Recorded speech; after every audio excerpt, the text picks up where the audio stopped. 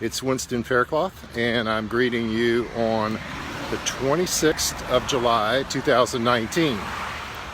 And normally I don't reference the date that I record these on these walks with you, but today's a milestone. 1 year ago today, I was in Reston, Virginia.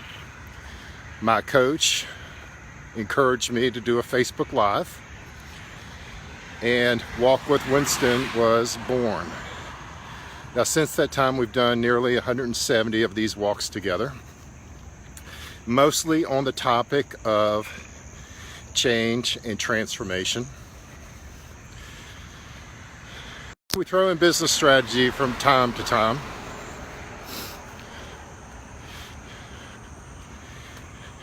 So today I wanted to reflect on the word perspective. 1 year ago, so much has changed in 1 year. The experience of walking with you all and sharing life and observations has probably done way more for me. I know the comments and posts and the shares have been incredible, so I know some of what we've done together has landed and resonated with you. But also think about how, the longer we live on this earth, the more opportunities we have to reflect and get a bigger perspective on some of the changes, some of the things that happen in our life that oftentimes we can't figure out while we're in the middle of it, why it happened, or what the meaning is, or what the implications are of those changes. With all the earthquakes that are going on around the world right now, the mental image I had is that these changes can feel very seismic, cataclysmic, can turn our world completely upside down. And yet, that event usually has a lot of tremors or ripples that lead up to that significant breakthrough in our life or significant change in our life. As I was reflecting this morning on my walk, I can point to 4 pretty significant events that fundamentally, seismically changed. One at age 7, one at age 17, one at age 40, and one at age 54. And probably, if I reflect even more, there are more nuanced ones in between. But just to give you those 4 stories in thumbnail form. And it's only with perspective now, getting ready to enter my 6th decade on the planet, that I could see the value of those. At age 7, I was I can't even come up with the right word, savagely bullied by neighborhood kids. And I was a skinny little runty kid. And I remember going into my parents' bedroom, taking out a t-shirt out of the hamper that belonged to my dad, who was a strapping, strong farm boy turned awesome salesman. And I remember taking that t-shirt out, being little, holding it up over my arms, over my head, and vowing that if I could ever fill that t-shirt, I would never be bullied again. As I look back on it, I'm so much taller than anybody else in my family. I believe I willed myself to 6'7" tall. But that moment of will gave me a body that football coaches very much desired in high school. I'm a pretty mild-mannered even-keeled, gentle, kind giant of a guy. But I really wanted to go to college. And the path that was obvious to us in our family was a football scholarship would be the way to make that happen. So I played football. I didn't particularly love it, but I saw it as a means to an end of getting a full scholarship so that I could go to college and not put a financial burden on our family. And so I played I played high school football, and each game I was getting better and better. I had the natural body for it, but I didn't have the mindset for the game. And so the third game of the season, we were playing on the road. I was being taunted by the opposing player, and because I was not responding, now my teammates started taunting me, and it brought out the green eyes of the Incredible Hulk, and I started using my physicality to dominate my side of the line, and got recognized as the offensive lineman of the week in our region in the newspaper.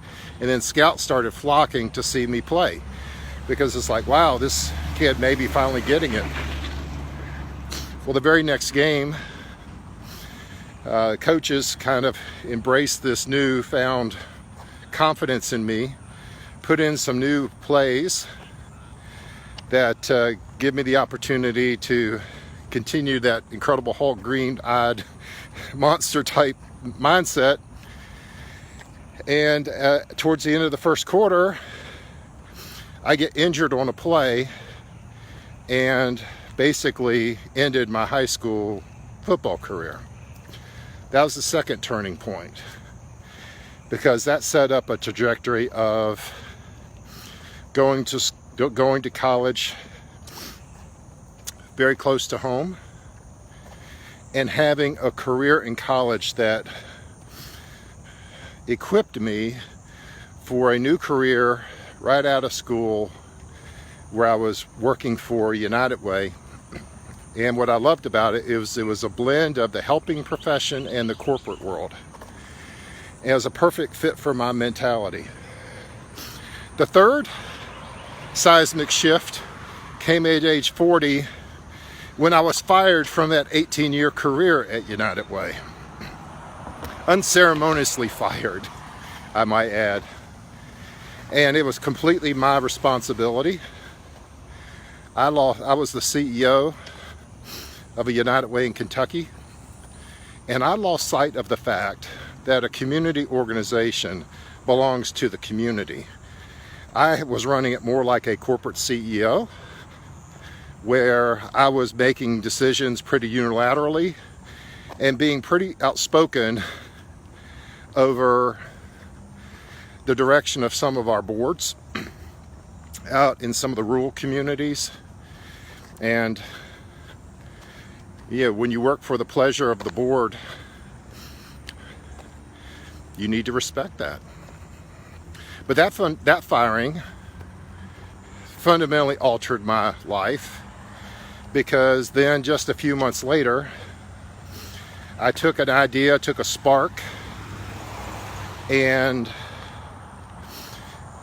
came back to my community of United Ways and proposed an idea, rallied several of them to co-invest, and built a social enterprise providing technology services that went from 250 to 650,000 within a year, and then grew ultimately to $4.5 million enterprise. And that was an amazing, amazing experience. But then 5 years ago, in the midst of doing that work, I got my latest seismic shift.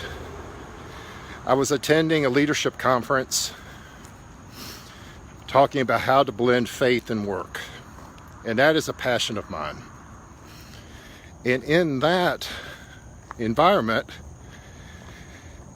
I remember it like it was yesterday. It was August 15th, around 1:30 in the afternoon.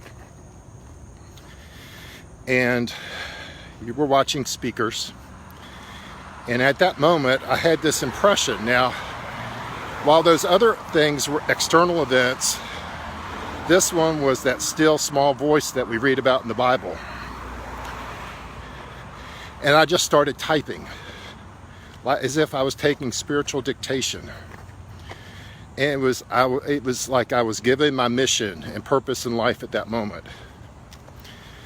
And I wrote something to the effect of, I am here to equip the next generation of entrepreneurs to build kingdom purpose-based businesses.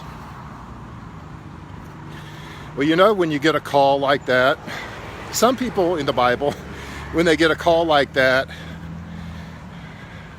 just accept it and embrace it. But many of the stories of the Bible, when they get that call, they feel that still small voice, hear it, run in the opposite direction, disavow their call. And that's what I love about the Bible. It's not a collection of stories of perfect people, quite the opposite. And in this situation, I disavowed this call. I said, I can't do that. I've never had any corporate experience. Yeah, I've run multi-million-dollar organizations, some based in the community and some that I helped to found. But I've never been a for-profit, equity-backed, Wall Street type business. No one's going to ever listen to me about how to build and grow kingdom purpose-based businesses. No one. So I ran as far away from that as I could. But it did plant a seed that a year later was another significant step in this journey when I went to the board of the social enterprise that I had founded. I decided in my own head it was time for new leadership. And I remember going to the board meeting and having this well-prepared PowerPoint presentation, laying out all the pros and cons, and then laying out some conditions for me, negotiation conditions for me to step down. Because I needed the security, I felt like I needed the security of a commitment from the board before I would open my hands and release that role that I'd held for 15 years.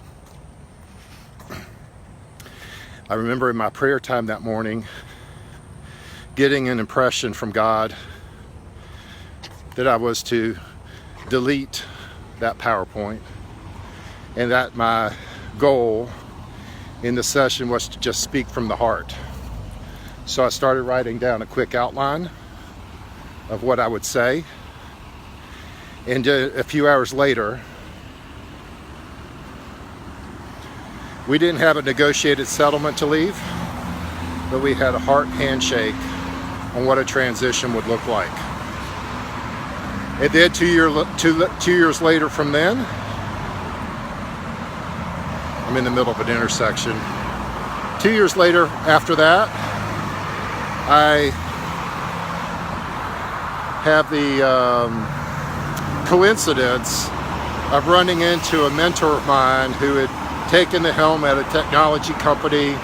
He asked me to join his executive team, and God in his mercy